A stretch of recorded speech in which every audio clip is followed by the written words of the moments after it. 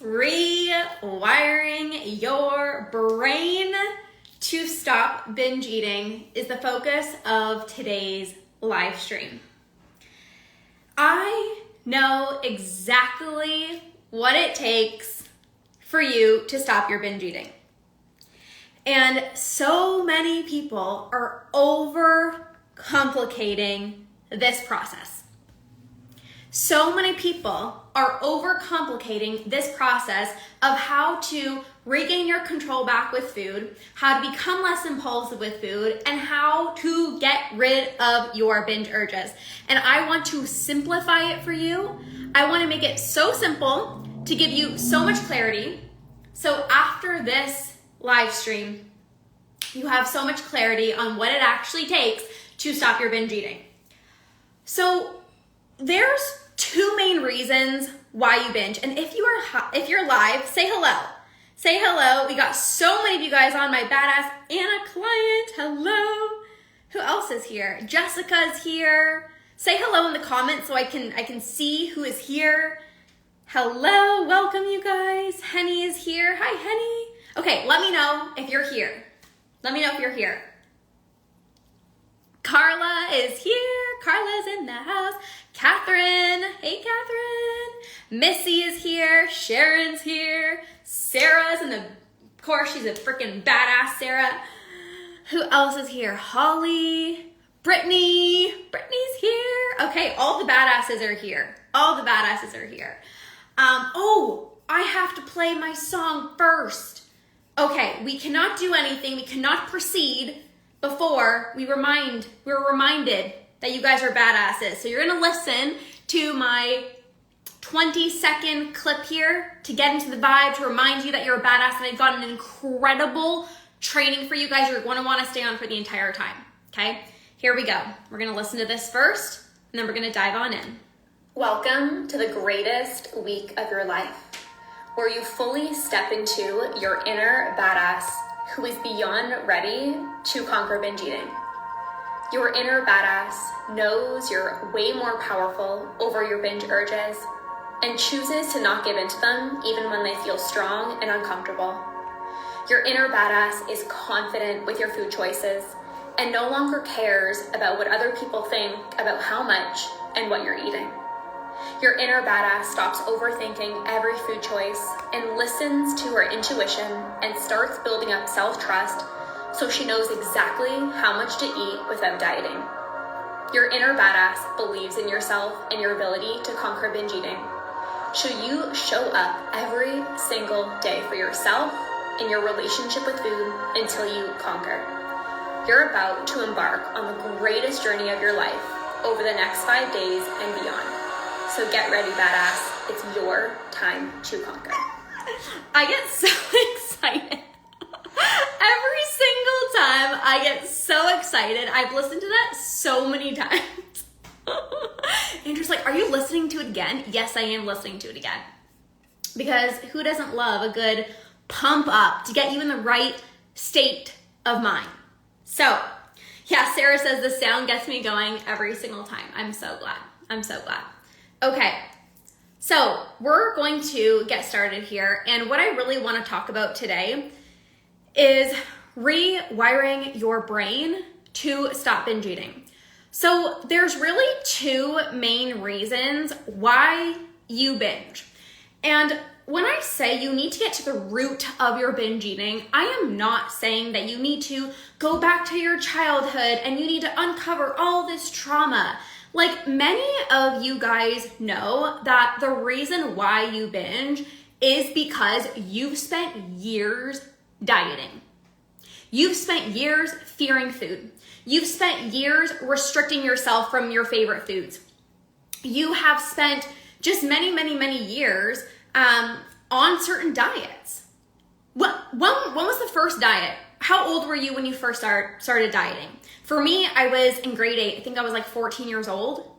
That's a long time of having these crazy food rules, of telling yourself that you can't eat certain foods and you gotta fear these foods. Like, it's a long time of fearing food and having these crazy restrictions. And when you have been on diet after diet, restricting yourself from your favorite foods, you start to feel deprived. And when you start to feel deprived, you get these crazy, strong urges to binge. How many of you guys know those urges? You're like, I know them all too well. And they are strong, and they are demanding, and they are persistent. And so when you have this urge to binge and it feels so strong, you get to a point where it feels like I have to give in.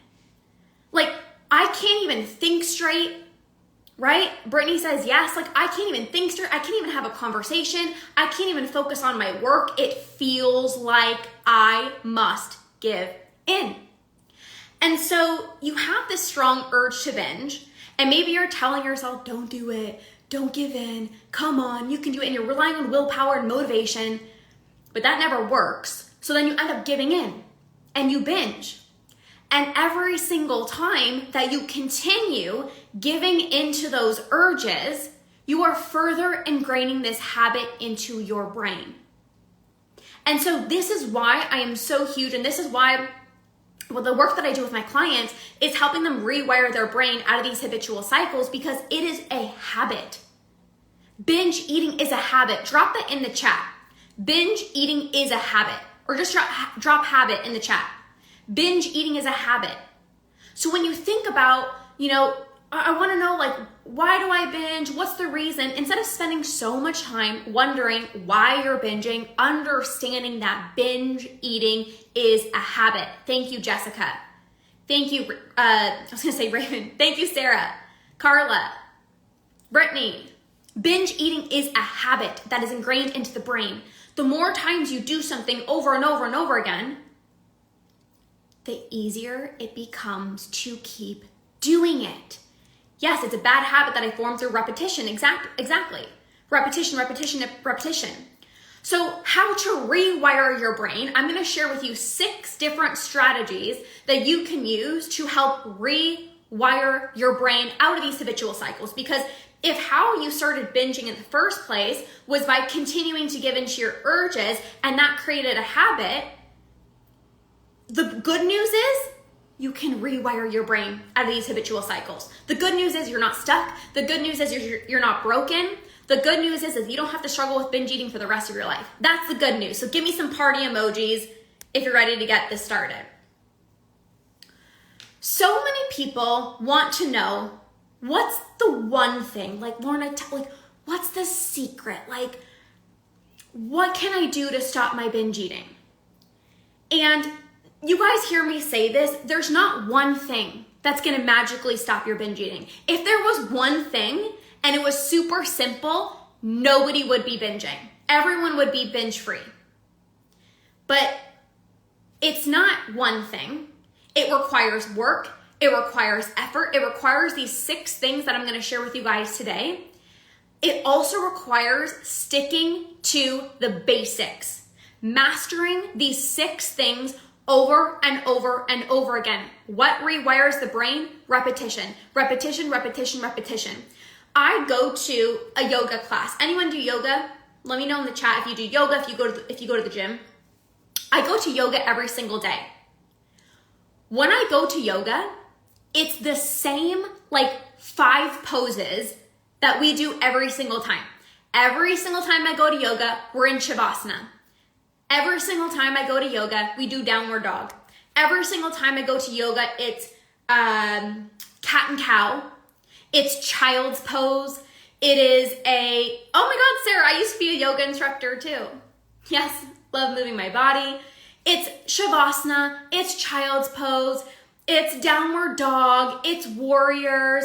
It's the same thing. Why? Why?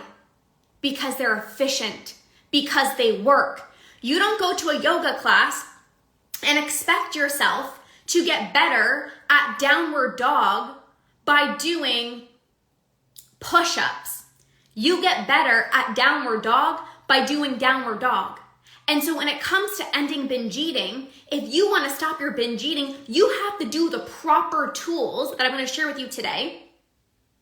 There's going to be 6 tools I'm going to share with you today. You have to practice those specific tools over and over and over and over again if you want to stop your binge eating. Too many people are like jumping from, I'm going to try this. I'm going to try this one solution. And if it doesn't work in a week, I'm jumping onto this one. Oh, and if that doesn't work, I'm going to try to this solution. Oh, I'm going to try bringing trigger foods into the house for a week. And then you end up binging and you're like, no, that can't be it. There has to be like another solution over here. When if you just stuck to that one aspect, if you just allowed yourself to continue exposing yourself to the trigger food and mastering the basics of that, you would make peace with that trigger food. You would make peace with that trigger food. But instead it's like, oh, it's been a week and I'm still binging. So I'm gonna be like a bouncy ball and I'm gonna go from this thing to this thing and then this thing. Oh no, I'm still binging. So I'm gonna try this. Oh, there must be some magical solution. I'm gonna listen to this podcast and then, oh, well, that doesn't work. So I'm gonna go over here. You would be so much further along if you stopped bouncing around from this strategy to this strategy to this strategy and you stuck to the basics. The 6 things I'm going to share with you today. Again, you don't go to a yoga class and you're like, why are we doing downward dog again? You're doing downward dog again to get better at downward dog. You're doing the child's pose and the warrior and the shavasana because they work.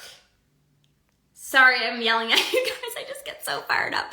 Before this, I literally told Andrew, I'm like, I might be a little loud. I'm doing a live stream and I just get so fired up because I know what it takes. I know it works, and I know exactly what you guys are doing that's keeping you stuck. Always bouncing around. Because you know what? The basics are boring, and I'm going to say that. The basics are boring. Sometimes I'm like, we have to do a freaking downward dog again. We have to do child's pose again. You go to the gym. People ask me, they're like, Lorna, your arms are so toned. What do you do? And I'm like, I do the basics. Bicep curls, squats, and push-ups. The basics. I don't do push-up, jumping jack, air squat, run over here, fly over here, leg lift over here. Like, you just do the basics. They're boring, but they're effective. So the 6 things that I'm going to share, I know I'm building this up, but you guys have to understand the foundations of where I'm coming from. If you just stuck to the basics and you did it over and over and over again, this is how you rewire your brain. Okay. So, hi, Katie. Okay. So repetition is what rewires your brain. I have my notes here. I want to make sure we're covering all bases. I have to be grounded to make a sustainable change, and bouncing around tires me out. Exactly. I also feel like getting loud now. Preach it. I need to get it into my noggin. Yes. So right now, before I even dive in, I want you to ask yourself, are you sticking to the basics, or are you believing that there's some magic solution out here and you're bouncing from, I'm going to try this, I'm going to try this. Oh, maybe this is going to work. I'm going to do intermittent fasting for a week. Oh, I'm going to try this. Oh, I'm going to try this. Are you bouncing or are you stable? Let me know. Are you a bouncer or are you stable? Drop it in the chat. Are you a bouncer or are you stable? Let me know in the chat. Don't judge yourself. Don't look to see who wrote first and you're going to copy them. What are you doing? Are you bouncing around or are you stable? Get honest with yourself. A huge thing that you can do for yourself to transform your relationship with food is to get radically honest with yourself. Bouncer. I feel like we can make a song out of this. Bouncer. Bouncing. All right, a lot of you guys are bouncing around like a bouncy ball. And that's okay. I'm laughing, but we're actually serious. I'm just laughing because I don't like to make this so serious. You know, like I want to have fun with you guys, teach you guys this stuff, but also let's not just take things so seriously. A week would be a stretch. I bounce every 2 days. Oh my gosh, Victoria. Okay, so number 1, I'm going to share 6 things that will help you ground yourself and be more stable. Number 1 is you need to have more satisfying meals. Drop satisfied in the chat so this really lands into your brain. Drop satisfied in the chat. And I'm sure you have heard me talk about these things before, but I'm not here to just keep repeating myself. I want you to take the information that I'm teaching you today, and I want it to be like the first time you've ever heard this, and you go and you implement to radically transform your relationship with food. If you want to stop your binge eating, you need to have satisfying meals every single day. Why do most people not have satisfying meals? There is this fear of if I actually have satisfying meals, that means more calories. If I actually have more satisfying meals, that means I'm gonna have more fat. That means, I'm gonna be eating more. And how many of you guys are scared to have more satisfying meals? I used to only have, I've always enjoyed eating healthy, and I enjoyed it, but my meals were not satisfying. They were the boring, plain chicken and the broccoli and the rice, and yes, I did like it. Many of you guys can probably relate to that. You enjoy eating healthy, but after your meal, you're full, but you're like, I just need something else. How many of you guys feel that? Drop a yes in the chat if you're like, I'm full after my meal, but I want something else. I want some chocolate, or I'm not even hungry. And then I find myself in the pantry, I'm not even hungry. This is because of a lack of satisfaction. So you can feel full, but if you are not satisfied, exactly, Carla, full but not satisfied. So, and this is where the feeling painfully full happens, because you finished your meal and you're full. Because many of you, who here is a clean my plate person? Anyone here feel the need to clean your plate? If food is on your plate, you ain't leaving a single bite. You're finishing it. And so you leave your meal full, but you're I didn't even want that. Or I only had it because, I probably should get some protein in. That's what they say. Have the protein, have the vegetables at every single meal. So then you have the meal, and you're okay, sure. Yeah, it was okay. But okay, what do I really want? What do I really want? And then you go and you end up having what you wanted in the first place. Whether it was the pasta instead of the chicken and broccoli, or whether it was you didn't even want a dinner meal and you wanted cereal, but you're that's not a proper dinner. So I'm not gonna have the cereal. So you have your chicken and broccoli meal, and then right after you go and you have the cereal anyways. That used to be my life. And so instead of fearing satisfying meals, to shift your perspective, you're going to be saving yourself thousands and hundreds of calories, because you're not going to feel the need to continue going back into your pantry because you are full and you are satisfied.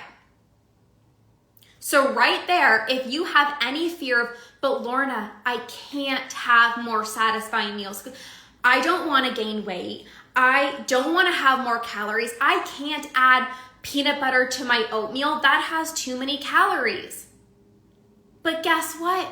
You can have the tablespoon or the 2 tablespoons and put some peanut butter in your oatmeal to make it a scrumptious, delicious meal so that you don't binge on half of the jar later on that night. Shift my perspective, that's what I have to do. Yes. So right now, get radically honest with yourself. Yes, kind of, or no in the chat. Are your meals 100% so satisfying? Can you can you ask yourself, okay, are my meals like so freaking good? Are your meals so freaking good where you're like, damn, that meal was amazing? Like, are you getting turned on by your meals? And it's okay if you're not. Let this actually excite you. If you're not having satisfying meals, don't beat yourself up. Be like, okay, this is one thing that I can work on this week. Brianna said they didn't used to be, but now they are becoming satisfying using your tools. Yeah, Brianna's one of my Badass Academy clients, and she is crushing it. She made like, what did you make? Sourdough chocolate chip cookies. And I'm like, oh, that just sounds amazing. So you need to have more satisfying meals. And I don't care if they look weird to other people. Like sometimes, like on my journey, I'm like a sweet and a salty type of person. So on my journey, I used to have like my savory meal. Let's say it was like a potato with some butter or some rice. I really like white rice. So I would have that. And then on the side, I would also have like dates with peanut butter and some chocolate chips, or like a banana. Like people might look at me and be like, that's your meal? Like, where's the vegetables? Where's your protein? And yes, it's important to eat nutritious foods, but also, are you just eating healthy because you need to and you have to, and you're not actually satisfied? I want you to get so freaking weird with your combinations and trial and error different combinations to see what makes your taste buds go wild. What combinations do it for you? Maybe you really like your potato with butter, but you're like, I can't add butter. So you're having the potato and you're not even enjoying it. Your meals are going to be so much more satisfying when you allow yourself to have what you want. And again, if the thought pops up in your mind, but I'm eating too much and I'm consuming thousands of calories, or oh my gosh, this is too many calories. Yes, but I'm going to prevent a binge later on.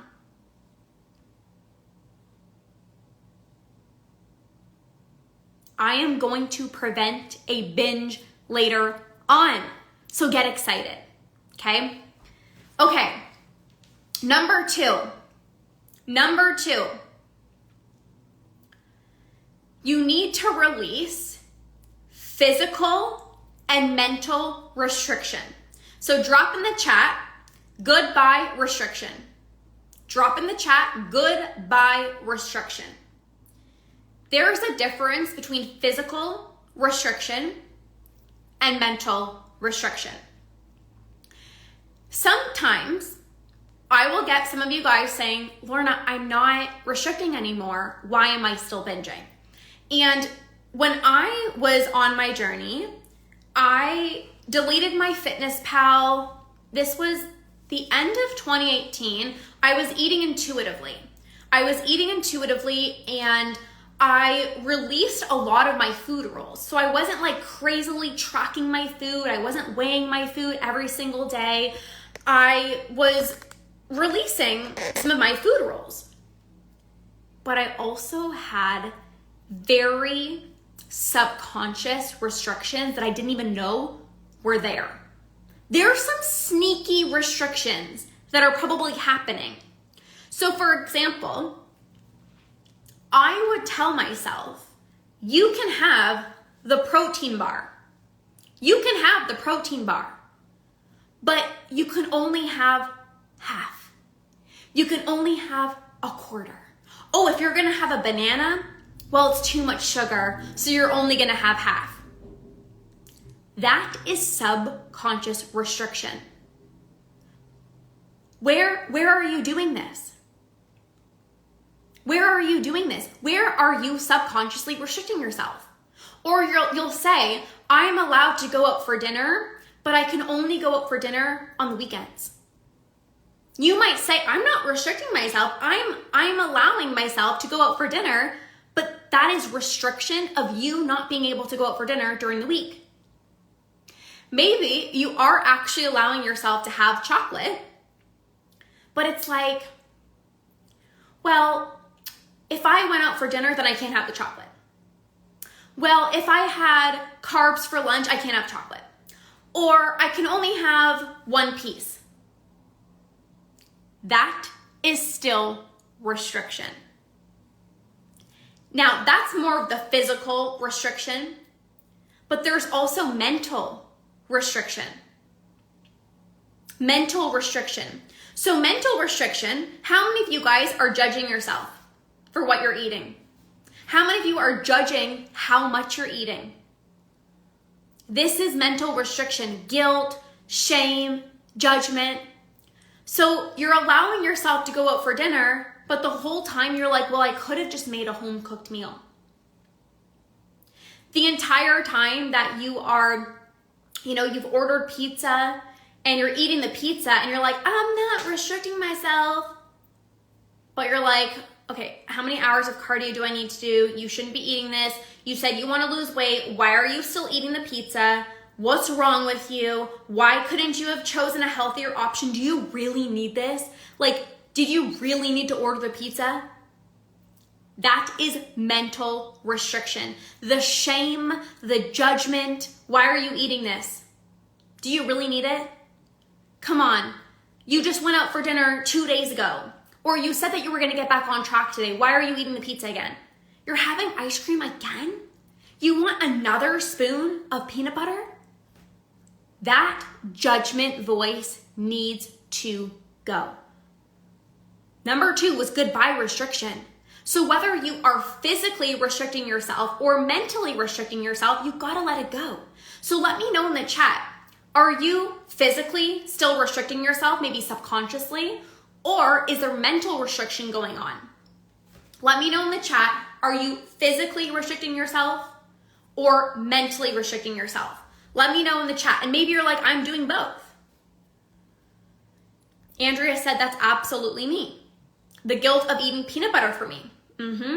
Because people tell you, oh, peanut butter, oh, look at the calories. Oh my gosh, do you know the fat content in it? Or you should only have 1 tablespoon. For me, nut butter was a huge trigger food for me. I would eat until I was so physically sick.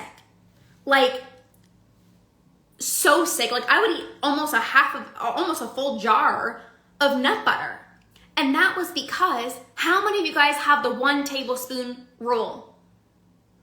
Well, I should only have 1 tablespoon. I share this a lot. 1 tablespoon doesn't even fit 1 slice of bread. My favorite snack used to be toast, peanut butter, banana. Oh, so good.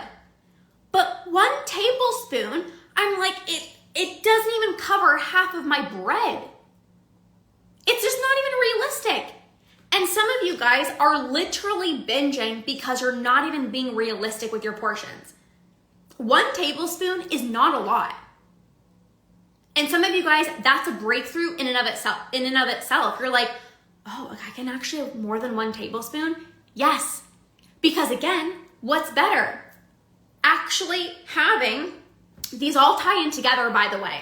So you allow yourself, instead of weighing out 1 tablespoon, because for me, even if I did 1 tablespoon, I would like scoop it out and it was literally like overflowing my tablespoon. It wasn't even a tablespoon, it was like 5 tablespoons. And I'm like, but it's 1, even though there was like 5. And so it's like, it would be way better for you to put as much almond butter, peanut butter, cashew butter on your bread or on your oatmeal or just have it, then restrict yourself to 1 tablespoon and then just like eating straight from the jar and not even counting because you're like, well, I had more than 1 tablespoon. I'm just gonna eat the whole jar. Clarinda said, moving away from physical restriction, but it's still not gone, working on mental restriction for sure. Okay, well, celebrating you for moving away from the physical restriction. I know that could be challenging, and the mental restriction is challenging for sure, because the voices inside of our mind are so loud. Like, you shouldn't be doing that. You know, why are you eating so much? Like, the judgment voice, the guilt voice is very, very, very strong. Okay. Number 3, they all tie into each other. Number 3 is honoring your cravings. Number 3 is honoring your cravings. Drop cravings in the chat box. Drop cravings in the chat box. Hi, Carol. Yeah, Tammy said peanut butter is a huge trigger for me. It's my go-to when I want something sweet, then I eat out of the jar. And this is why it's like, you would actually stop having peanut butter be a trigger food for you by allowing yourself to have it. But the shame, I can feel judgment of like, I shouldn't be eating it. And then it's like, because I'm doing something wrong, that's when the binges happen. Okay, number 3 is honoring your cravings. Cravings are not the scary monster. Cravings are nothing to fear. Diet culture says cravings are the worst thing. You better drink some water. You better drink some green tea. Oh, if you're gonna want a cookie, well, just try having some fruit, or just drink a lot of water, or make yourself a green tea. I remember just chatting with people, and people would tell me like, oh yeah, in the evenings I'll have like a green tea so that I don't snack. And I'm like, but like, having cravings is not wrong. I am 4 years binge free. I still get cravings. Cravings are not wrong, and they're not the same as urges, and I'll explain the difference. Cravings are not urges. Cravings are when you're wanting something specific. Your body, if you guys listen to yesterday's podcast episode that I dropped as part of the 5-day masterclass about listening to your intuition, your body holds the truth, meaning your body is always going to send you signals. Your body is going to say, hey, you are craving chocolate, and there's a reason behind it. Hey, you are craving even a big bowl of salad because you're not giving your body the nutrients that it needs. Cravings don't always have to be chocolate and cake and cookies. You can have cravings for fruit. It's really hot out where I live, and right now I'm in a season of craving all the fruit, like yogurt and berries and like oats and just like fruit, like fresh stuff. I'm not really in this, like, I'm not excited to have like chicken breast because it's so hot outside. I'm like, oh, just like some fruit, you know? Even this morning I made myself a delicious smoothie and it was so refreshing. So cravings are when you're wanting something specific. How many of you guys honor your cravings? Do you honor them or do you fear them? Do you honor your cravings or do you fear them? Yes, Brianna said, finding that giving into my cravings is releasing the power that they have over me, and I end up eating less when I give into my craving. Yes, 100%. Because,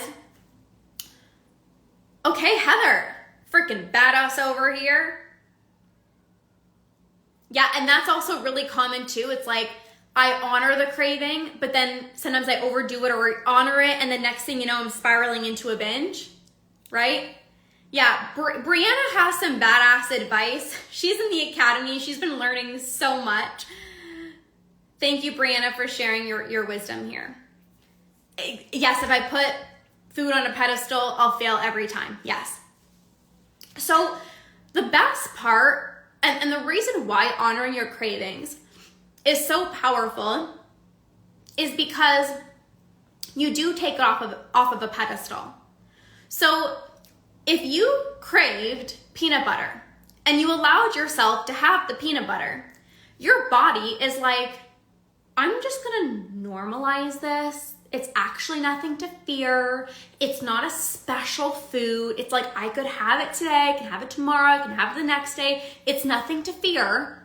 So I am not going to turn this craving into a big, scary urge that is more intense, where you don't even have a choice but to give in, because I honor the craving. When you don't honor your cravings, they intensify. When you don't honor your cravings, they intensify. They become stronger and stronger and stronger to the point where you can't just not give in.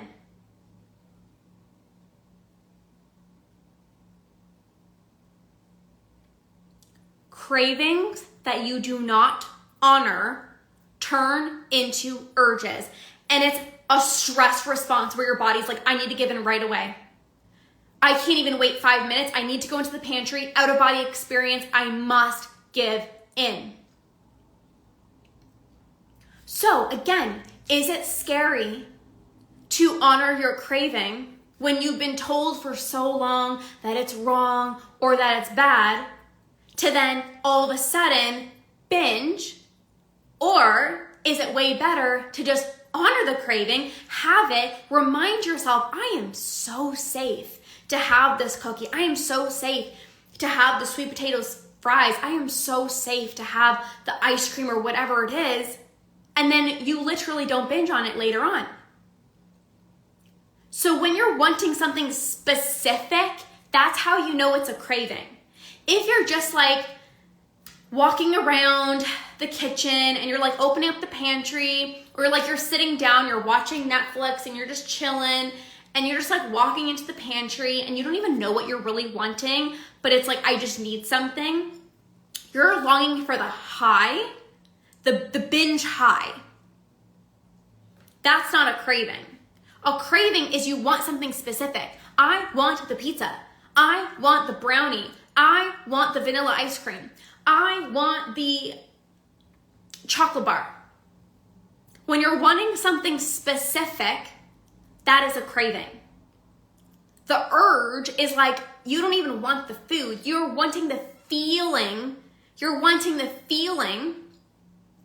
You're wanting the feeling that the food gives you.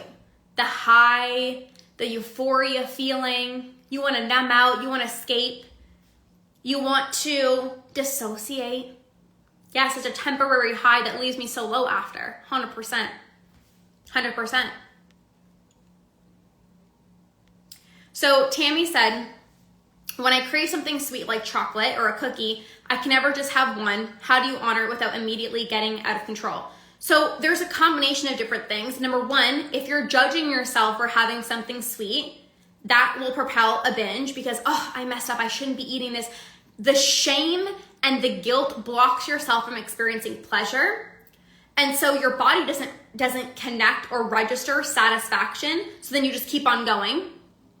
Number two, if you haven't got rid of your urges, then that's when you're going to spiral out of control. So you can honor your craving, but if the urges are still there, we're going to get into that next. If there's still urges, that's what causes you to spiral out of control. This is why most people can't have 1 or 2 cookies without moving on.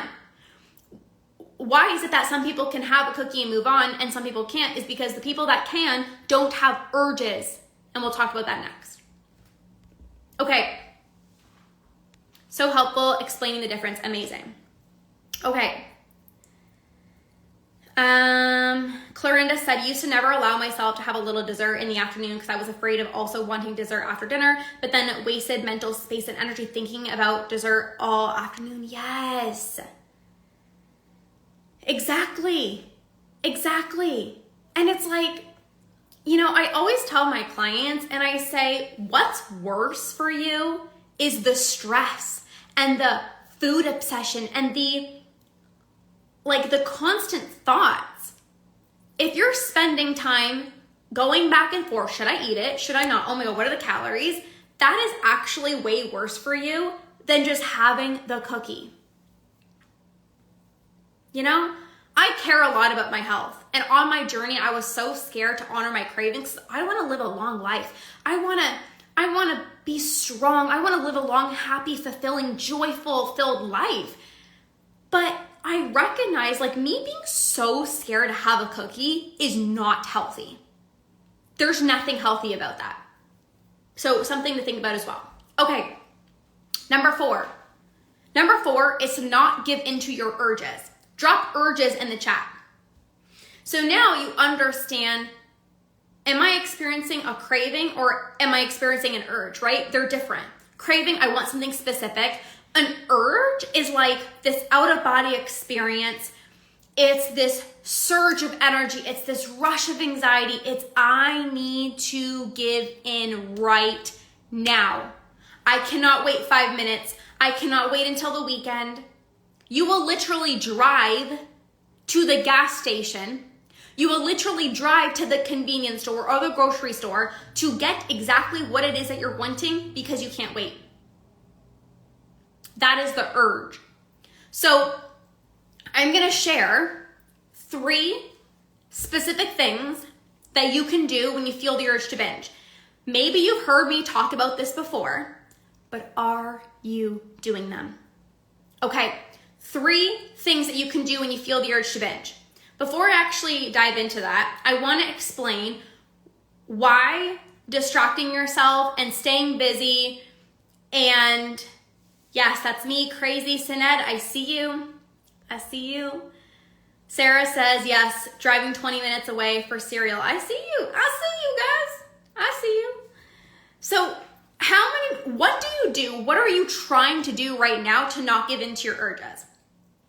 Let me know in the chat, what are you doing right now to try to not give into your urges?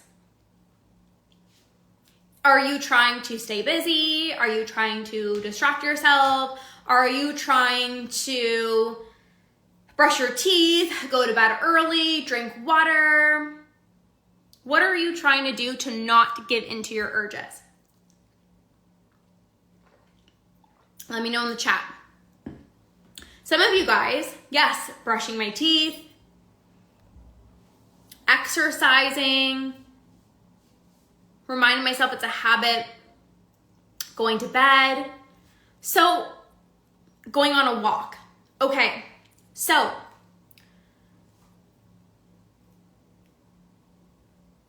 when you are trying all of these things, going to bed early, drinking water, eating more protein, going to bed early, brushing your teeth, that literally is a quick fix solution. Drop quick fix in the chat. Drop quick fix. Drink water or eat something healthy like vegetables or fruit, still a quick fix. Because that doesn't get rid of your urges. If I had an urge to binge right now and I just started drinking all this water, are my urges magically gonna go away for the rest of my life? No. If I drink all this water, sure, I might be really full. Like my stomach might feel expanded and I might not want to eat the chocolate. But how about tomorrow? How about next week? If you have struggled with binge eating for 10 years, 5 years, 20 years, 30 years, 40 years, and you just drink some water, is that gonna stop your binge eating? When you think about it like that, it's like, oh, wait. Like, I have these negative thoughts. I am feeling controlled by food. So again, just like Becky said, the water might fill you up, but it doesn't get rid of your urges. It is a Band-Aid quick fix solution. Going to bed. When you feel the urge to binge and you go to bed, can you sleep? I used to go to bed and I'd be laying there and tossing and turning and going, and my husband would laugh at me. He's like, what's wrong with you? And I would just be so irritable because I so badly just wanted to eat and I wasn't allowing myself to eat. And I was tossing and I was turning and I was so irritable. So again, going to bed early doesn't get rid of your urges. It's just like, fingers crossed, I hope that I can sleep and like, hopefully I don't binge. But then how about the next day? I guarantee the urge is actually stronger. Even if I did fall asleep, I would wake up 2 hours later, miserable and anxious, exactly. And the urge, just like the craving, the urge builds. And then you end up binging anyways. And it's like, it would have been so much better if you just allowed yourself to have the snack, but where does your mind go? Your mind's like, oh, it's dinner, no eating after 7 o'clock. So then you dismiss your craving, now you have an urge, and now you're trying to go to bed early, and you've just drank a full water bottle, and now you're peeing all night, and you're going to bed, and you still have the urge, and you can't even sleep because you're thinking about food, and now you're gonna have even stronger cravings the next day because sleep impacts your hunger hormones. Do you see how it's all related? Yeah, going to bed hungry is the worst. Yeah. So it's like your craving intensified into an urge, and now you drank all this water, and now you're starving going to bed, and you're just thinking about food, and then you wake up the next morning and you're irritable, anxious, lack of sleep, craving all these sugary foods because you didn't even sleep. That's a lot. So none of those things get rid of your urges. None of those things get rid of your urges. So I'm going to share 3 things with you. I'm going to share the strategy, and then I'm going to share the mindset, because that's what I do with my clients. We do the strategy. Here's exactly what to do, and then the mindset piece. So the strategy of not giving into your urges. What's more effective than just trying to go to bed early, distracting yourself, and drinking water is actually changing your body's physical state. So what I mean by that, when you feel the urge to binge, it's like a stress response in your body. And your body enters fight or flight. Your body's like, I am so uncomfortable. You guys know the urge. It's extremely uncomfortable. And when you think about like an animal in the wild, animals shake to release stress. Like they literally shake their body to release stress. So when you have the urge to binge, you're in fight or flight. So what you want to do is you want to literally start shaking. Like literally start shaking. Go like this. It looks hilarious. Start shaking. Literally start shaking your body like an animal. Shake off the urge. It is a fight or flight response. You are in this state of fight or flight. It's a stress response. You want to shake it out. That is not only going to help you physically feel different. Like I literally just started shaking for like, I don't know, it's like 30 seconds. And I feel like tingly sensations in my hands. I just feel different. You need to create a state change. Going to bed early, do you feel different? No, you're still thinking about food.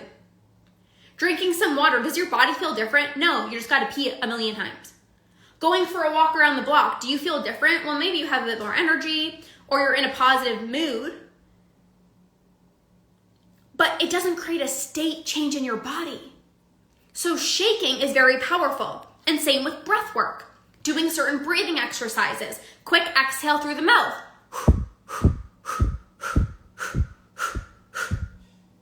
You do that, you feel different. Yeah, that song, Shake It Off, right? So you shake your body, you use breath work. When you use breath work, you also get out of your mind and into your body. Again, the podcast episode that I released, if you are overthinking your food choices, you're in your head. When you use breath work, you get out of your head, hi Erica, hi Nat, and you drop into your body. When you're in your body, you can distinguish the difference between a physical hunger cue and an emotional hunger cue. Is this a craving? Is this an urge? You can feel. Your body guides you. You make better decisions than when you're in your head. So if you do a few rounds of breath work, when you feel the urge to binge, that will be so much more powerful than just drink some water. You're creating a state change in your body. You're going to physically feel different. You're going to think differently. Okay. The last one is cold exposure. So this is still the 4th aspect of not giving into your urges. So you can either do breath work, you can shake and move your body, Or you can do cold exposure, whether this is hopping in a cold tub, taking a cold shower, splashing cold water on your face. Again, it's a shock to your nervous system. I hate the cold. I'm a hot person. I need the sunshine. Like, I need warmth. I'm cold all the time. And if you've ever gone into like a cold pool, or last year when I was on my honeymoon with Andrew, even though we got married way before that, doesn't really matter. In Greece, we're in the pool and it was like so cold. But you feel alert afterwards. You feel alive. It creates a state change. So that is more effective than don't do it. Don't do it. Don't binge. Don't binge. Don't do it. Don't do it. That doesn't do anything. Telling yourself to not binge literally does nothing for your body's physical state. Is this making sense? Drop a yes in the chat if this makes sense. So that's the strategy piece. You can do breath work. You can do movement. You can take a cold shower. Of course, I have like 10 strategies, but I'm just going to share those for the context of this live. Depending on what program of mine you have the other tools, but let's just use these 3 for now. Yes, yes, yes, yes, yes. Okay, that's the strategy. I want to talk to you about the mindset piece. Because even when you know what to do, shocking, your body is not going to want to do it. How many of you guys know what to do? And you're like, I know all the things. Just can't do it. I can't do it. I want to give in. The urge is so strong. I know what to do. I literally couldn't prevent myself from giving in, and I don't want to. This happened to me in my journey. I know what to do. I just don't do it. I know it. I just don't do it.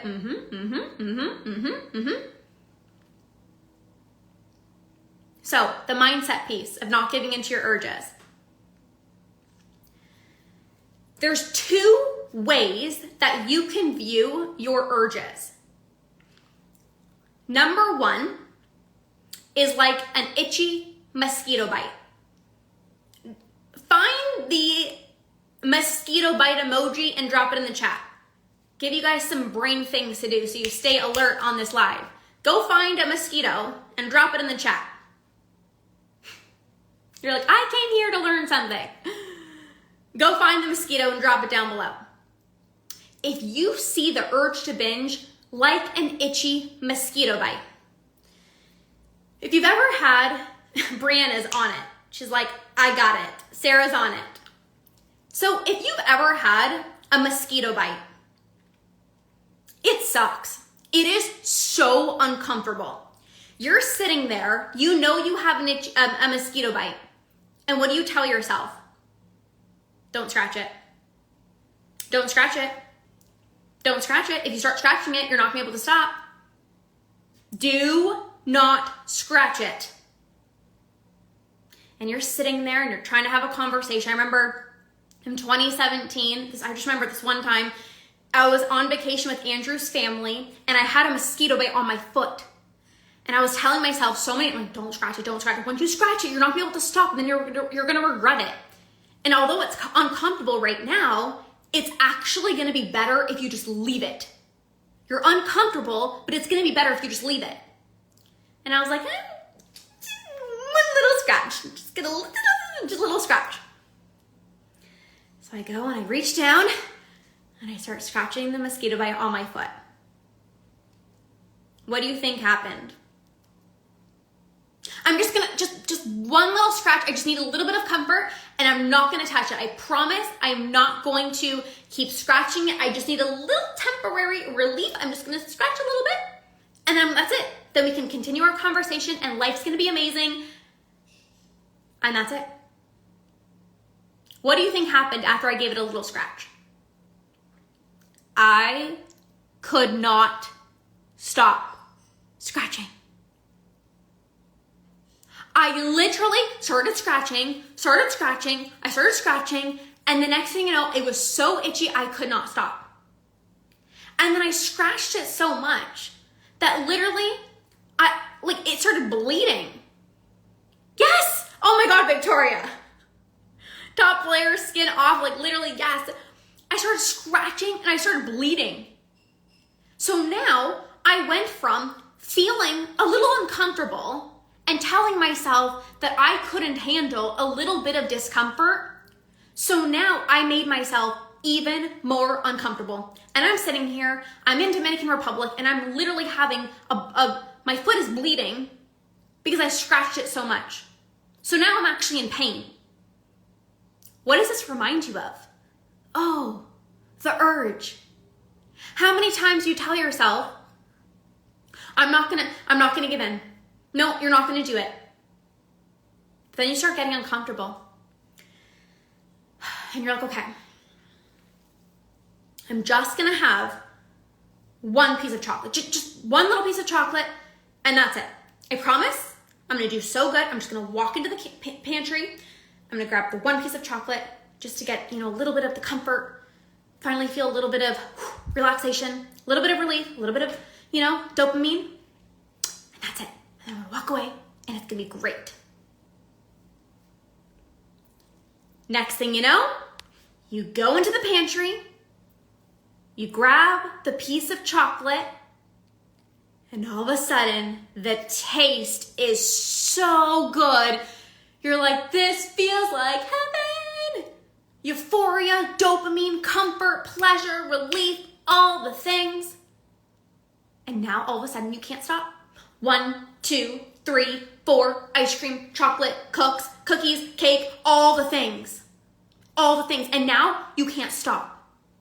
And just like the itchy mosquito bite, where you couldn't sit with your discomfort, and then you started scratching, and now you're actually in more pain, guess what? You're in the food coma, and you're in way more pain than when you started with a little bit of discomfort of the urge, or even a lot of discomfort, because I know the urge can be very strong.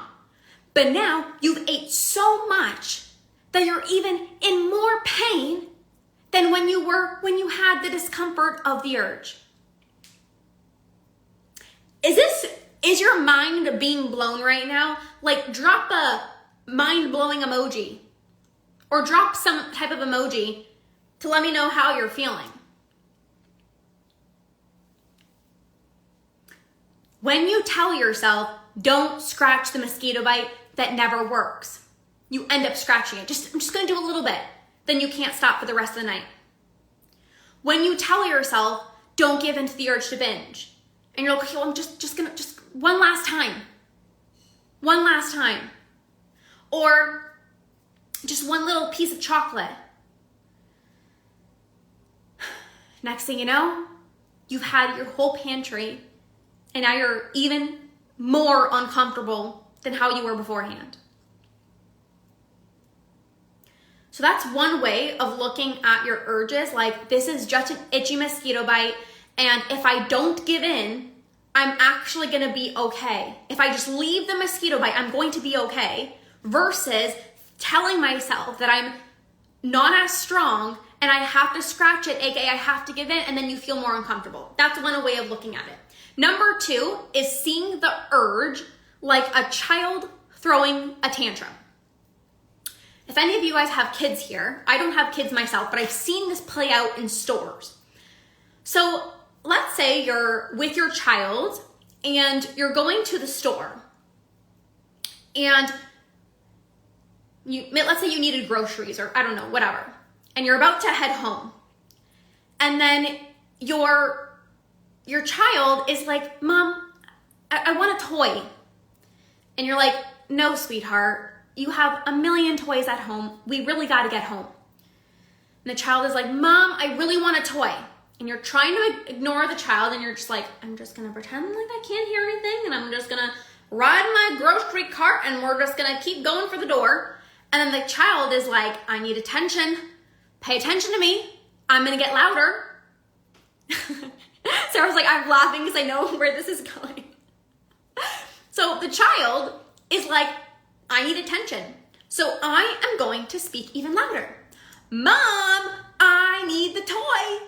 And the mom is like, I'm so embarrassed right now.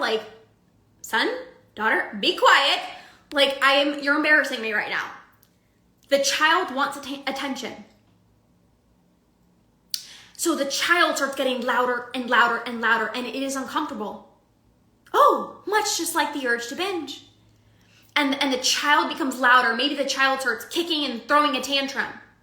And you're so uncomfortable. You're like, I just want to give this child a toy. And I'm saying this in the most loving way. I'm not saying that your children are annoying. I'm not saying that in any way. I'm just trying to have an analogy for you guys to understand this.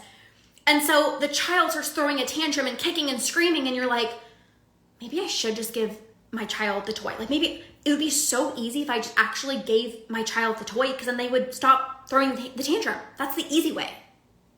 So there's two options. You can either say, number one, I'm just going to give the child the toy so they stop throwing the tantrum. But you know what that does? That trains the kid's mind or the child's mind to say, I found a way to get my toy. All I need to do is throw a tantrum and mom buys me a toy. So the next time I go to the grocery store, the next time I go to the store, I'm just gonna kick and punch and scream and dun, dun, dun, dun, dun, and I am going to get what I want. Ha ha, I found a way, gotcha. AKA, if you feel the discomfort of the urge to binge, and you're like, I can't handle this. It is so annoying. It is so uncomfortable. I'm just gonna give in. Guess what? Your brain says, oh, well, I found a way to make this urge quiet down a little bit. So I just gotta give in. And that is when you've trained your brain to say the only way that I can experience comfort, relief, and pleasure is if I give in to this urge to binge.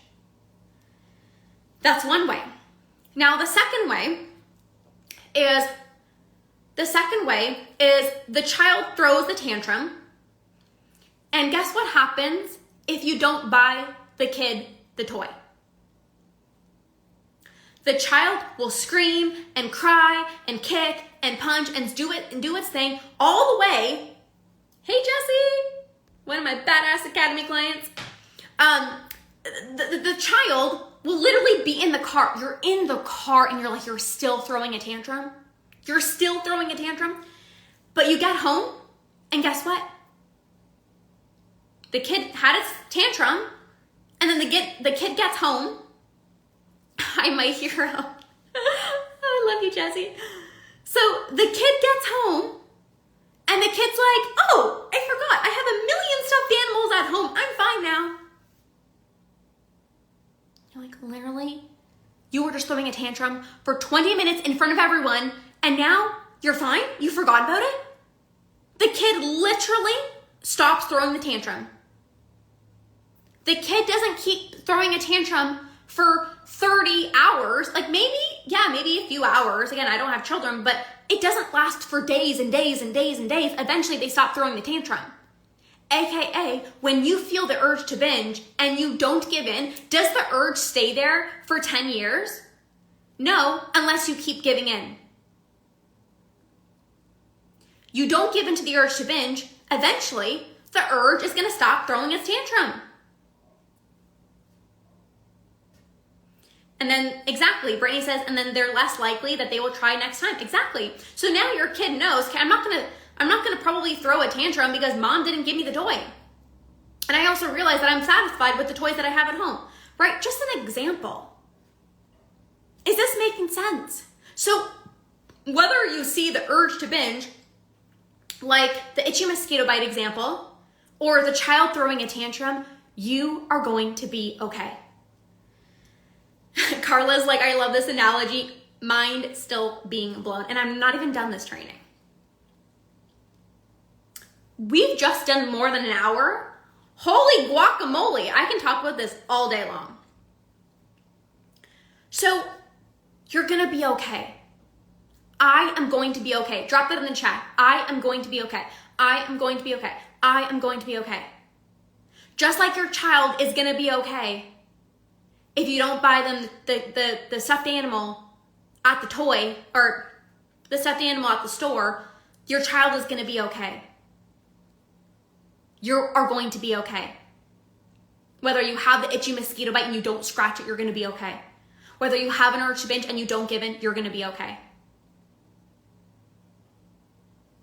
So Laura, you just missed, I shared 3 different ways of how you cannot give in to your urges, so you'll have to watch the replay, okay? I got you, Laura. Okay. One more thing that I want to say before I move on to the next piece. You're going to feel uncomfortable. Either way, if you don't give in to the urge to binge, it's going to feel uncomfortable. But what's gonna be even more uncomfortable is when you do give in. So this is where you gotta say, choose your discomfort. Would you rather have short-term discomfort of feeling the urge to binge, followed by long-term comfort for the rest of your life, experiencing joy and freedom and going on vacation, never having to worry about an urge popping up ever again? Or would you rather say, no, I can't handle it. I'm so uncomfortable. I'm just going to give in to the urge. And then you give in, temporary relief, followed by long-term discomfort, feeling shame, feeling disgust. Now you're dealing with depression. Now you're dealing with loneliness because you're not leaving the house. Now you're living with health issues. What's worse? You are so safe. You are so safe to feel a little bit of discomfort. And I say a little bit, it's really uncomfortable. And I'm not even just gonna sugarcoat that. It is really uncomfortable when you have the urge. But when you think about, like when I used to have urges, I told myself, if I don't give into this one urge, the next urge is gonna be less intense. And if I don't give into that urge, then the next urge is going to be less intense. And now, because I put in the work to lean into the discomfort and utilize the tools that I just shared, I don't have to worry about trying to not give into my binge urges. I've gotten rid of them. But the way that you get rid of them is by practicing not giving in. What did I say at the beginning of this training? Repetition is key. Repetition is key. Repetition is key. Not just once, not just twice, not just 3 times. Over and over and over and over and over and over and over again. Senja said, I noticed that my binge brain tries to tell me I need to fix all my emotional issues until I don't need it anymore. But maybe it's about to resist my brain. So my brain learns it doesn't need food to handle our emotions or stress. So, but here's the thing. I've had so many clients that have gone through stressful times. They have gone through a lot of things in their life. But because they've gotten rid of their urges, they can still be going through a stressful time, but they don't binge. So don't use that as like, the reason I can't stop my binge eating is because I still have this stress or I got to fix all these emotional issues. No, you can still be going through hard things in your life and stop your binge eating. You absolutely can. Because if you believe, oh no, I got to fix all of this before I heal, we're going to be waiting until the rest of our lives to heal because there's always going to be things. There's always going to be stressors. To this day, I actually don't get really stressed out, but of course shit happens in my life. I'm not perfect. And I still get stressed sometimes, but because I don't have any urges, I can process, manage, regulate my nervous system without turning to food because I don't have any urges. Okay, is this making sense? Let me know in the chat if you're loving this. Give me some heart emojis, drop a loving it, drop something in the chat. So it's the short-term discomfort followed by the long-term happiness. You are here to live your binge-free life. You are not here to just have less urges. You are here to sustainably end your binge eating for good. Yes, Brianna said, I thought I should wait until after my pregnancy. I'm so happy I started and I'm ready healing. So I'll be ready when my baby comes. Exactly. Brianna messaged me and she's pregnant right now. She's about to pop a baby out in like 8 weeks. And she could have waited 8 weeks. She's inside of the academy. She could have waited 8 weeks and been like, oh no, it's not a good time. She is making incredible progress, and we just started working together. I think it's been not even 2 weeks, and she's already come so far. So again, where are you like, oh, I'm gonna wait? Waiting for what? Your life is happening now. Courtney's on. Courtney is inside Conquer. So happy to have you. Okay.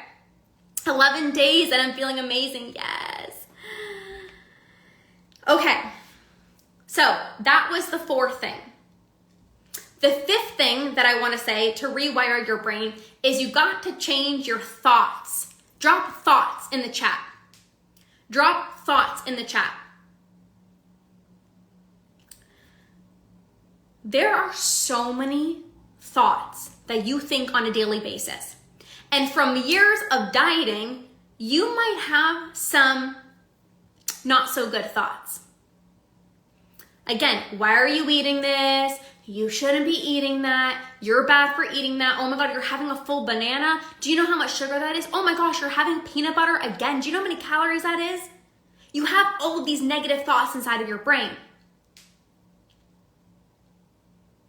And so if you want to rewire your brain out of binge eating, you also have to you got to rewire your thoughts. So write out maybe some negative thoughts that you're thinking right now, and I'm going to help you reframe them. What are some negative thoughts that you're thinking right now? Maybe, and again, it doesn't even have to be a negative thought, but it can be a thought that is not serving you in your journey. Like maybe the thought is, I can't eat after 7 o'clock. Is that serving you? No, that's probably making you binge after 7 o'clock. So the new helpful thought can be like, I am safe to eat after 7 o'clock. Maybe the thought is, I was talking to a client yesterday who said, I'm addicted to sugar. And I said, we're just gonna stop saying that. Because you literally telling yourself you're addicted to sugar is literally causing you to binge on sugar. So let's delete that from your vocabulary. Eating out is unhealthy. So if you have the thought eating out is unhealthy, then what ends up happening is when you go and you eat out, you get into the all or nothing mentality. I messed up. Oh, it's so unhealthy. I failed. And then that can lead into a binge. I can't go out to eat on a Monday. This has too many calories. And then again, what does that create? That creates the judgment, which we talked about. And the judgment fuels the diet binge cycle. The judgment fuels the diet binge cycle. So now you're judging yourself for eating something that has too many calories. And then you end up binging and consuming way more calories. Can't eat carbs 3 times a day because that's too much. Yes. And so again, it's like, this is where it's all tied in. Are you guys picking up the pieces? So let's say you have a thought of, I can't eat carbs 3 times a day because that's too much. So subconsciously, you're restricting yourself. You want the pasta for dinner, but you're like, oh my gosh, I had a sandwich for lunch, and then oh my God, I didn't even realize I had oats for breakfast. I can't have the pasta for dinner. What does that do? You're depriving yourself. You dismiss your craving. Oh my God, Brianna, I feel like I'm just like so in sync with you. I'm just talking about having a sandwich for lunch. So let's say you're thinking of having a pasta dish for dinner, but you're like, oh my God, I had the sandwich for lunch and then I had the oatmeal for breakfast, so I can't. You're dismissing your craving, and what do cravings? Cravings don't go away. They intensify and they turn into urges. So now you have this strong urge to binge, and it literally would be way better if you just had the pasta for dinner, even if you had carbs 3 times, because having carbs 3 times is, first of all, there's nothing wrong with that. I literally have carbs all the time. But you believing that it's bad is you're going to dismiss the craving for pasta, and then you're either going to have a crazy strong urge the next day, or even a week later or 2 weeks later. This is making sense. Okay, we're moving on. So you got to rewire your thoughts. What are the negative thoughts that you're thinking? And ask, is that serving me? Am I like having the thought of like eating out is bad? Is that helping me in my journey, or is that actually hurting me? And you guys know the answer. Having a thought in your mind of like, that's too many calories, or like eating carbs 3 times a day, like that's so bad. Like we all know that that's not helpful. So we gotta be willing to change our thoughts, because your thoughts impact your behaviors with food. So if you're thinking one thing that's unhelpful, you're not gonna do a good behavior. If you have a negative thought, the most you're more likely to do a negative behavior. Do you agree with logging daily calories or macros? A big, fat, juicy no. Heck no. That actually is going to create you to think about food so much more, and it's going to cause you to have way more urges to binge. So no. I eat intuitively. I haven't tracked my food in over 4 years. I have not had a single urge to binge in 4 years, and I'm the healthiest, happiest version of myself, and I'm living proof that you don't have to be tracking your food. Yes, being obsessed with calorie counting, exactly, it just fuels the obsession. And if I were to take a guess, it's like you want to, okay, so I'm actually Italian. I don't know if you knew that, Julia, but I'm actually Italian. And I eat pasta all the time. And pasta's not bad for you. How can I lose weight if I'm not tracking? So this is the whole conversation. This is a different conversation, but you got to get rid of your urges. You got to heal your relationship with food. I shared this story before, but I had a client that I just worked with who stopped her binge eating. She naturally released 20 pounds without dieting. We don't do dieting in my programs. Those my clients on, you guys know we don't do any dieting. She stopped her binge eating, and as a result of no longer sabotaging, no longer emotionally eating, no longer binging, she's naturally released weight without even trying as a result of healing her relationship with food, getting rid of her urges, reprogramming her brain, no longer feeling impulsive with food. Okay, the last thing that I'm gonna say here, number 6 to rewire your brain is support and accountability every single day. Support and accountability every single day. Yes, Brianna, Lorna is proof we can have health and fitness goals while eating intuitively. Yes. You're more likely eating way more than your body needs because of the binging. Yes. Yes, Brittany. Brittany, you're just such a badass. I know you get it. I know you get it. Yeah, Becky says that's amazing. And that will happen for you as well too, but we have to be willing to do things in the right order. We have to be willing to do things in the right order. So support, number 6 is support and accountability every single day. My clients conquer binge eating because they have daily support, because they have daily accountability. We literally have in our group chat, in our private group chat, it's called Badass Tools. And literally every single day they're in there. This is the tool that I'm using. This is the badass tool that I'm using today. And the support and the accountability is what makes it so much easier for you to heal. It makes it so much easier for you to heal. Oh, wow, she's using this brain-based technique. Wow, she's meditating. Oh, she's using the breath work. Oh, she's using the shaking method. And it's like, oh, didn't give in to my urge. What do you want to do? You want to go and you want to utilize that tool. Daily support and accountability from a badass community of other people that get you.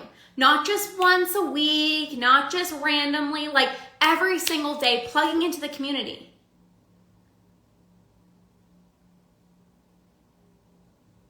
Becky, what do you mean? What I mean by having accountability is, hey guys, like I meditated today. Hey guys, I practiced not giving into my urges. Hey guys, I'm so proud of myself. I was able to go out for dinner and I ordered exactly what I wanted without guilt. You get to celebrate your wins. You get to share, hey guys, 3 days binge free. Hey guys, I was able to eat without feeling guilty. Having that community is so important. And it's going to be so much easier for you to change your thoughts, again, when you're surrounded by other people that get you and who are also healing their relationship with food. So repetition is what rewires your brain. Repetition is key. I want you guys to drop that in the chat. Repetition is key. Repetition is key. Repetition is key. Repetition is key.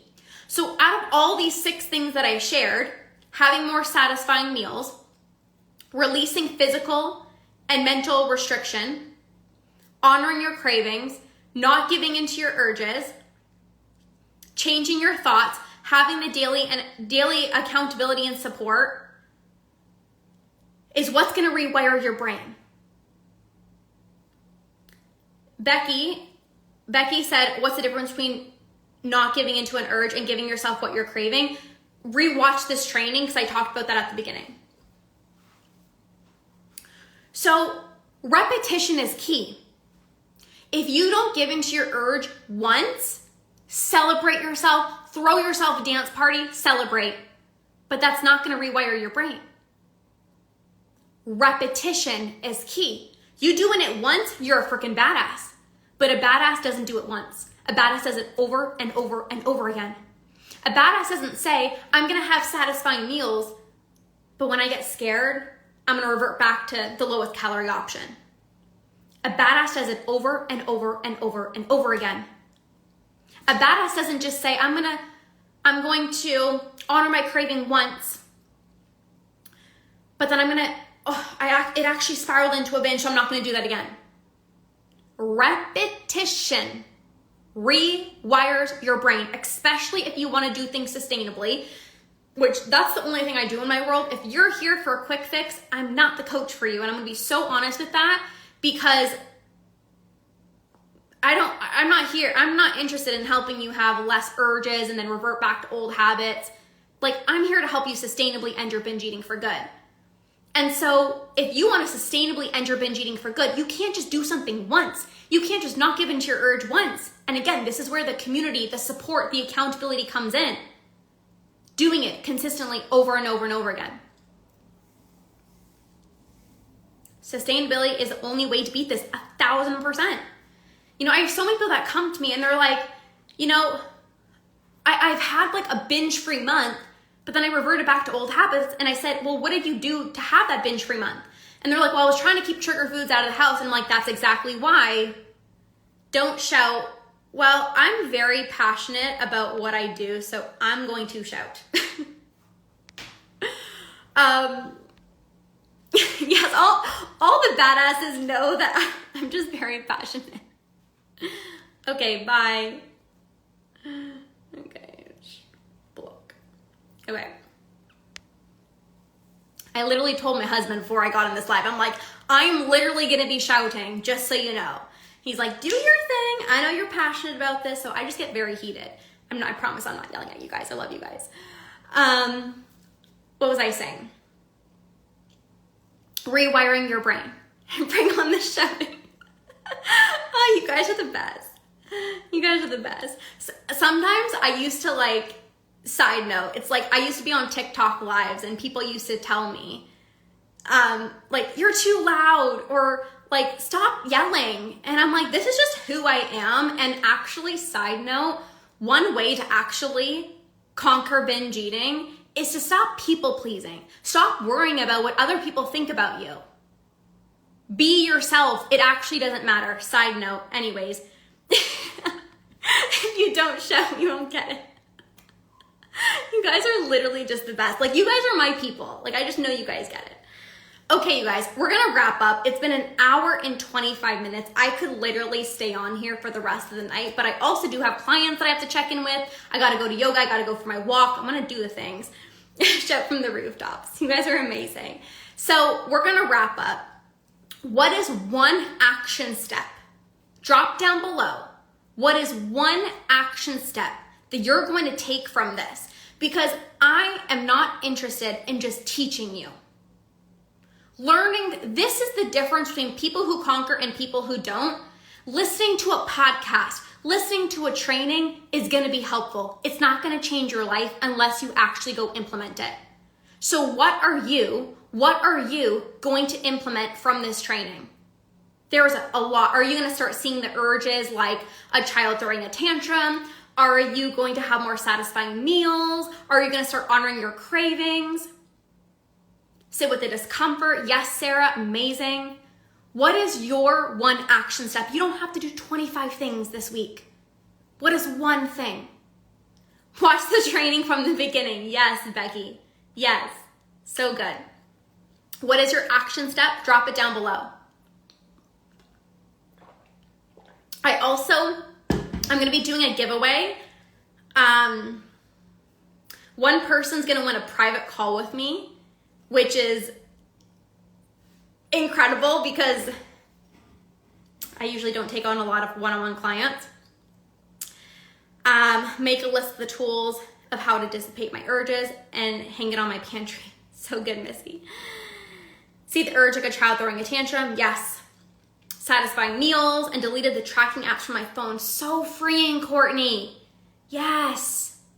Yes. Changing my physical state. Yes, Tammy. I'll shake my body when I feel the urge. Yes, Laura. Freaking badass. So good.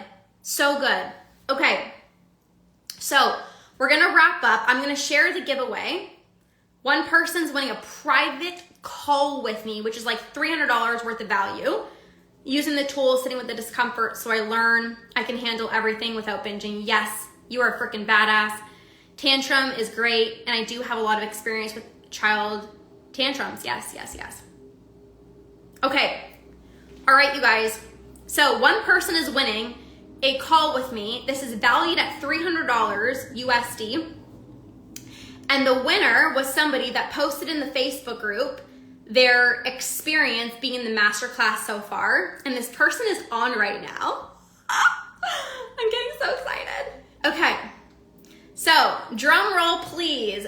Drop the drum roll emoji, or drop an emoji if you're pumped to hear this. This person is on live with me. This is so exciting.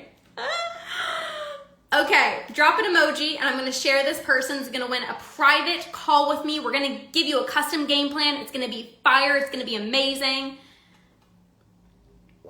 Drum roll, drum roll. Okay, here we go. 5, 4, 3, 2, 1. The winner is Brittany Rose.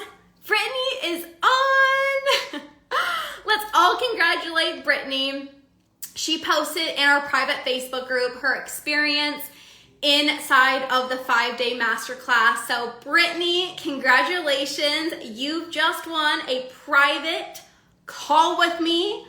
I am so excited. I can already tell you're just like such a badass. So this is gonna be amazing. I will message you after this.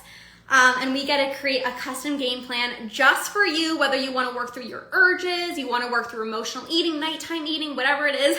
Yes, you're on. I'm so excited. Yay, Brittany. Okay, this is so amazing.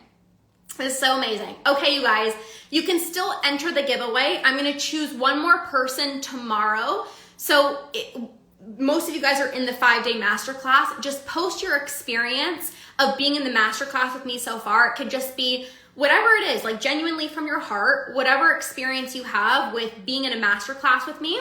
And then tomorrow I will choose one more winner. Tomorrow is day 5. It's in the Facebook group. Okay, so it's in the Facebook group. I'm going live tomorrow at 1 o'clock Eastern Standard Time. So that will be day 5. Be sure you're on for tomorrow because we've got so much more to cover. We've got so much more to cover. Your life is gonna change, Britt. Yes, so excited. Okay, you guys. Thank you for being here. Have a fabulous rest of your day. I will see you guys tomorrow inside of the Facebook group at 1 o'clock Eastern Standard Time for day 5 together. We'll see you guys soon. Have the best rest of your day, and we'll see you guys soon. Okay.